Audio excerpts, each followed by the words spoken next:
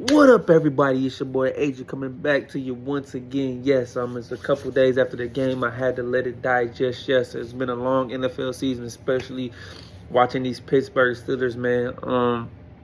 Had to digest, and I wanted to quickly talk about the game, but then we got to move on and talk about some stuff that's developing, what's on my mind. We can get to the game. As we know, the Steelers went to Chicago, blew another game and lost 28-31. Yes, gave up 31 points. The defense again, they did a couple good things, but it's not a good things. I know they gave us a touchdown. They seem to get one of those every game, but it just wasn't good enough. And they had the chance to win this game, and they could not do it. Another game that needed to be won to stay atop and stay ahead of the Baltimore Ravens could not be done.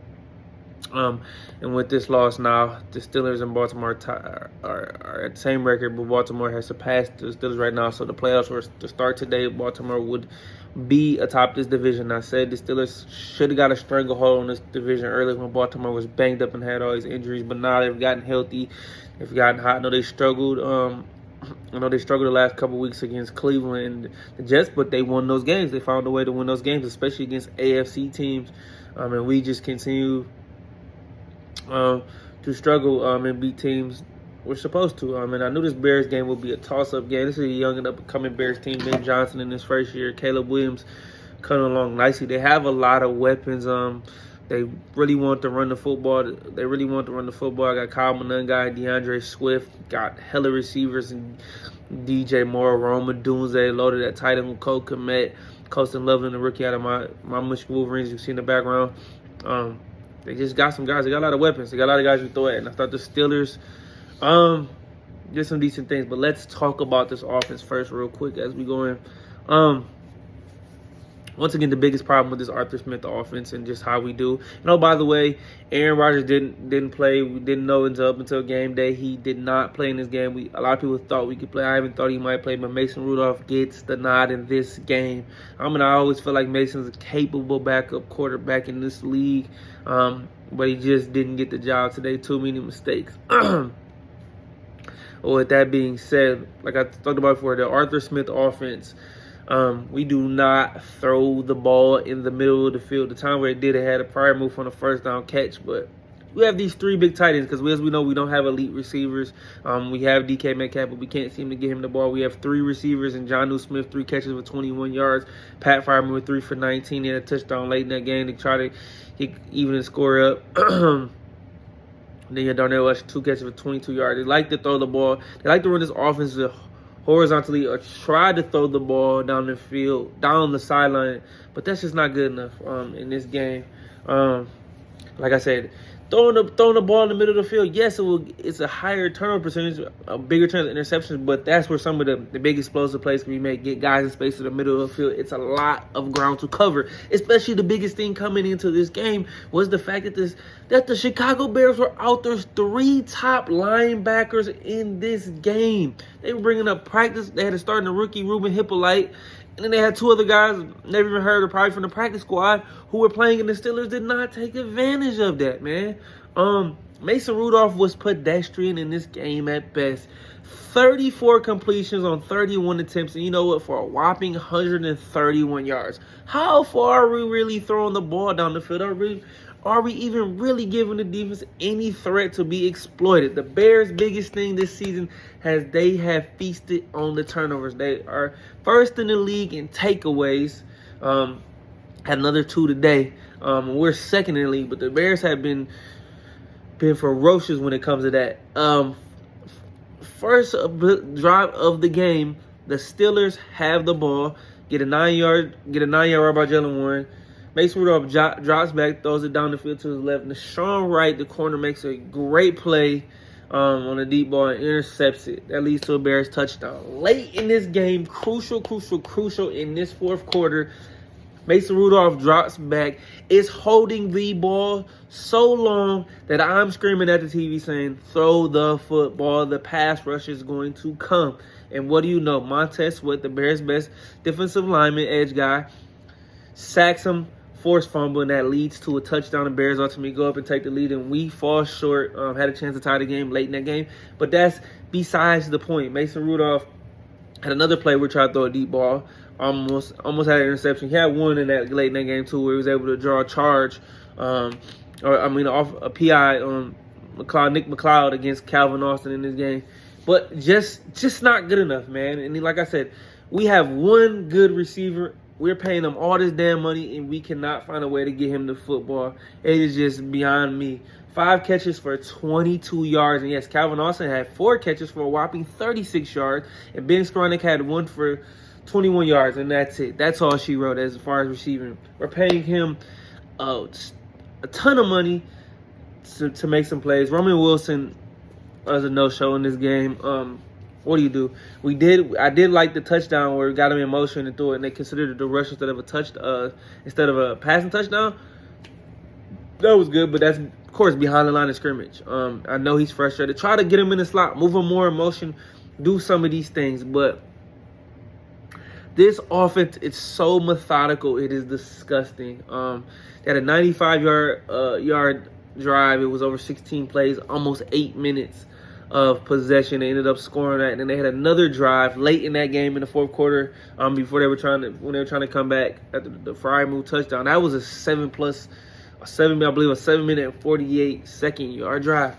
You cannot dink and dunk 3 and 4 yards at a time. Hey, it's gonna work here and there, but it won't get the job done. It won't beat teams. Especially in this regular season, it's not going to get the job done. I've talked about this time and time again. This offense is so boring and methodical. Hey, we're able to run the ball decent. Kenneth Gainwell, 10 carries for 92 yards. He had that one play where he broke big for a 55-yarder, and Jaylen Warren, 18 for 68 and a touchdown.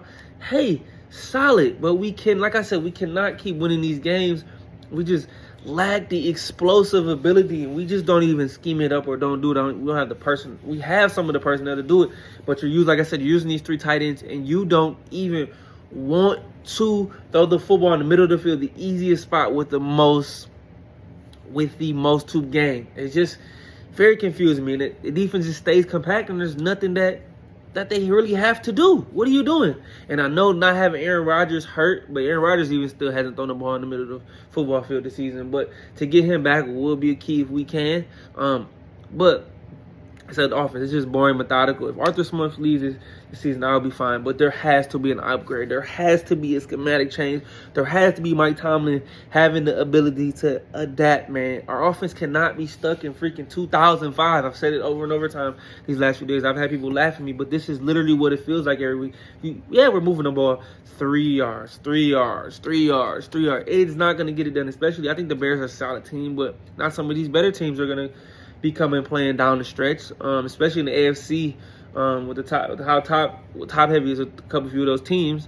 We already beat the Colts, the best team. They able to beat the Patriots, the 2 best teams in the AFC right now, which is crazy. But these NFC teams have gave us nothing but problems, especially when they can turn us over. And when Steelers get down, it is really over because you don't have a passing game you can speak of. How far are we throwing the ball deep air yards? I don't have the stat exactly in my head, but just not methodical. And real quick before we move on from the new week coming up, let's move on to the defense. The defense. And the one good thing I can say, T.J. Watt made a splash play, sack, forced fumble in the end zone, led to a touchdown by Nick Herbert, recovers it, passes brother J.J. Watt for the most sacks in the Watt family. Congrats to that. But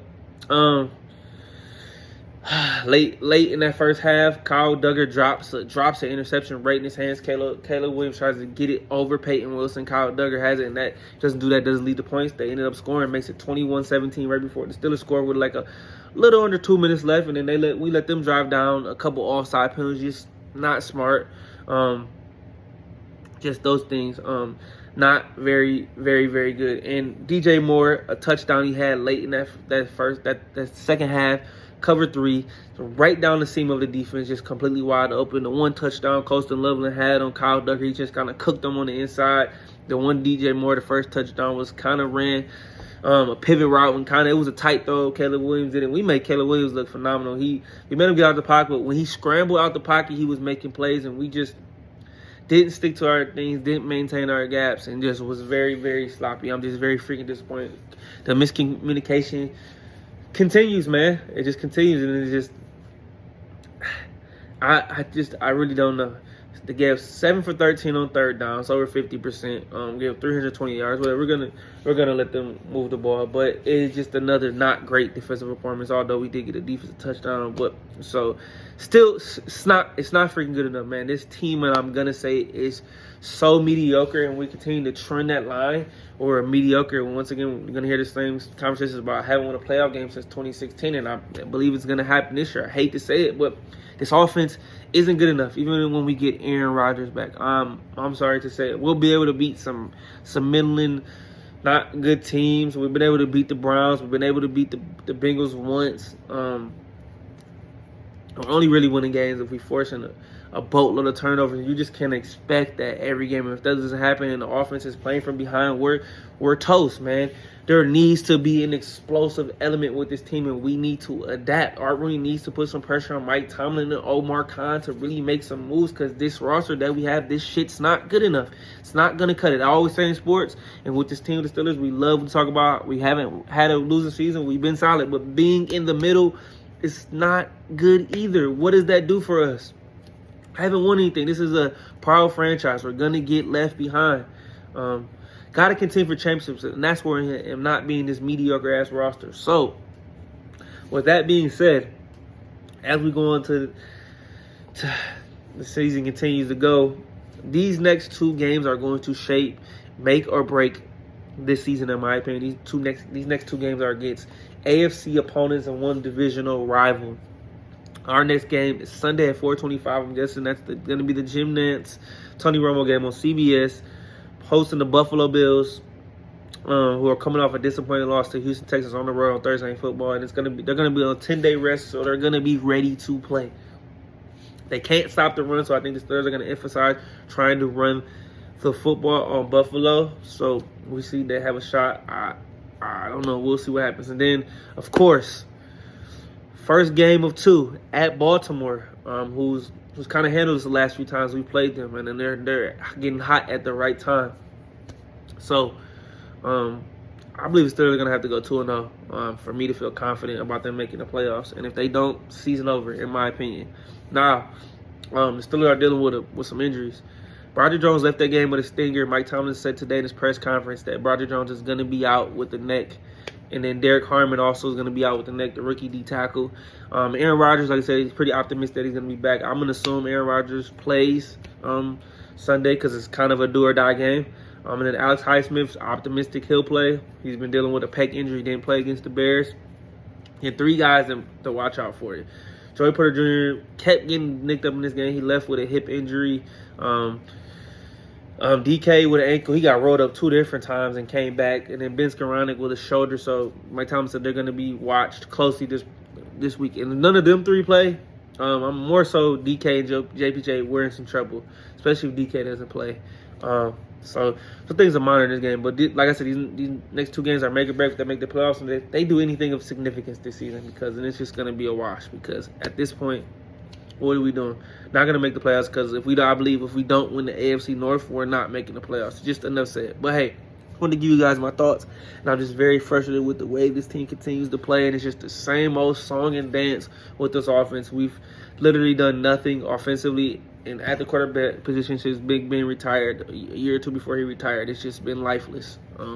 So gone are the days of AB and Le'Veon Bell and him. I just need an explosive offense, something that looks sexy, man. At least can make some explosive balls 3 or 4 times a game, but that's lacking right now. I don't think that's going to change anytime soon. But hey, give me a like on this video, like, love, subscribe, follow me on Twitter at Keeping the Score. It's your boy Adrian. I appreciate all love and support. Here we go. Steelers, I still love you boys, but I got to be tough and crucial on my team, even though some Steelers fans are not going to appreciate it and going to be pissed off, but it is what it is. So, hey, I appreciate all love and support. Don't forget to follow me on Twitter at Keeping the Score. It's your boy Adrian, and I'm out. Peace.